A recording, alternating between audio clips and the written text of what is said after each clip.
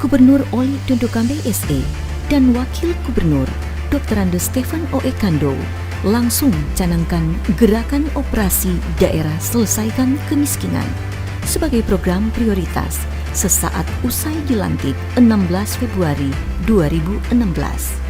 Oli Stefan pertajam kegiatan perlindungan sosial, peningkatan akses pelayanan dasar, pemberdayaan kelompok masyarakat miskin, kedaulatan pangan, serta menciptakan pembangunan yang berkelanjutan.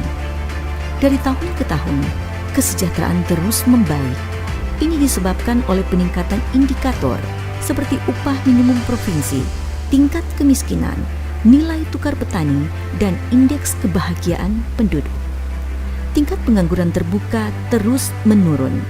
Bahkan, desa sangat tertinggal turun drastis 84 menjadi 2 desa. Alhasil, pada tahun 2018, Pemprov Sulut raih penghargaan top 99 inovasi pelayanan publik. Tak hanya itu, program jaminan sosial untuk ratusan ribu pekerja sosial keagamaan dapat pengakuan sebagai terobosan inovatif dan diganjar Government Award 2019, raih juara pertama dan Paritrana Award 2020.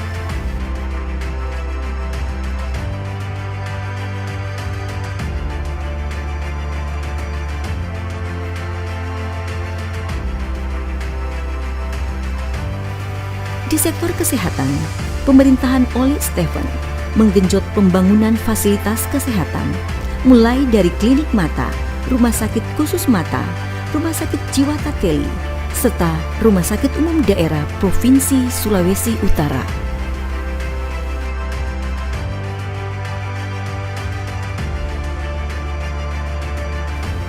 Di sektor pendidikan, Pemprov Sulut salurkan bantuan penyelesaian studi bagi mahasiswa S1, S2, S3, dan tugas belajar.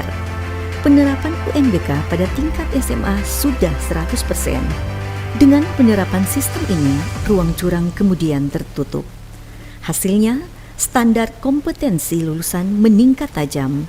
Hal ini berdampak positif bagi IPM Sulut. Sulut tercatat sebagai provinsi pertama yang berada pada level IPM tinggi.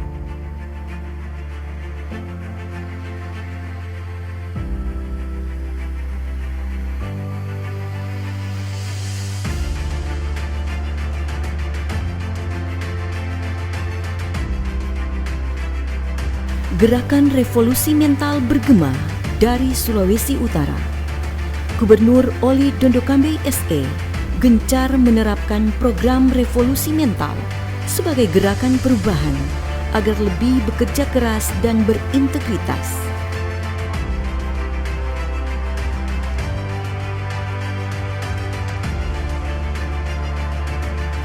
Sinergi Pemprov Sulut dengan pemerintah pusat berdampak positif bagi pembangunan infrastruktur di daerah yang berada di ujung utara Jazirah Pulau Sulawesi ini. Berkat kedekatan Gubernur Oli dengan Presiden Jokowi dan para menteri, sejumlah mega proyek hadir di daerah ini. Jalan Tol Manado-Bitung, proyek prestisius sepanjang 39 km ini masuk kategori strategis nasional. Jalan Bandara Samrat Likupang untuk tunjang sektor wisata. Manado Outer Ring Road, Kalasir Winangun guna urai kemacetan di kota Manado. Pembangunan International Hub Port Bitung untuk tingkatkan status Pelabuhan Bitung sebagai pintu gerbang perdagangan. Manado Marina Bay sebagai pelabuhan pariwisata berstandar internasional. Pembangunan di bidang infrastruktur udara juga ikut menggeliat. Bandar Samratulangi diperluas untuk tampung pesawat berbadan besar. Bandar Udara Pihise di Kabupaten Kepulauan Sitaro yang diusulkan Gubernur Oli ke pemerintah pusat segera beroperasi. Bandara Loloda Mokoago bakal hadir di Bolaang Mongondo. Pembangunan dan renovasi bandar udara juga dilakukan di Bandara Miangas, Melongwane, dan Naha, Tahuna. Gubernur Oli tetapkan sektor pariwisata sebagai salah satu program prioritas sepanjang 2016-2021. Oli yakin sektor ini akan menjadi prime mover perekonomian di Sulut. Pilihan yang terbukti tidak keliru. Lagi-lagi, akses yang dimiliki politisi kawakan ini jadi kunci sukses. Tulisnya yang mau kesini dulu. banyak dan akan banyak kalau kita siap. Oleh sebab itu perlu kerja yang terintegrasi antara pemerintah daerah, Pemda, baik kota, provinsi, kabupaten, provinsi, dan pusat harus sambung. Penerbangan langsung ke Tiongkok, Davao, Filipina, penyerapan bebas visa kunjungan, penataan infrastruktur di Bunaken dengan anggaran 52,7 miliar rupiah guna renovasi pemukiman penduduk, dermaga wisata, dan kawasan konservasi, serta ditetapkannya Likupang sebagai kek pariwisata, lantunkan nada indah kemajuan pariwisata. Kunjungan wisatawan meningkat 600% semenjak 4 tahun terakhir. Akhirnya Sulut dinobatkan sebagai The Rising Star Tourism. Potensi wisata mengundang decak kagum banyak pihak. Sungguh pencapaian yang belum pernah ada sebelumnya. Sulawesi Utara dikenal sebagai salah satu daerah yang memiliki resiko bencana alam seperti banjir bandang dan tanah longsor. Masih jelas teringat peristiwa bencana alam pada tahun 2014 yang telah merenggut korban nyawa dan kerugian material yang sangat besar. Atas dasar itulah, hingga Gubernur Oli berjuang agar provinsi ini memiliki bendungan. Bendungan Kuil dan Bendungan Lolak, selain bertujuan untuk meminimalisir bencana banjir bandang, juga menjadi tempat untuk menyimpan air baku, termasuk menjadi objek wisata. Oli Stefan lakukan sejumlah inovasi di sektor pertanian, bantuan benih pupuk, alat pertanian, dan kur kepada kelompok tani bawah Sulut lewati target produksi, baik produk padi, jagung, cabai tomat, dan bawang merah. Gerakan aksi daerah capai produksi jagung 1 juta ton, serta marijo bakubong dicanangkan.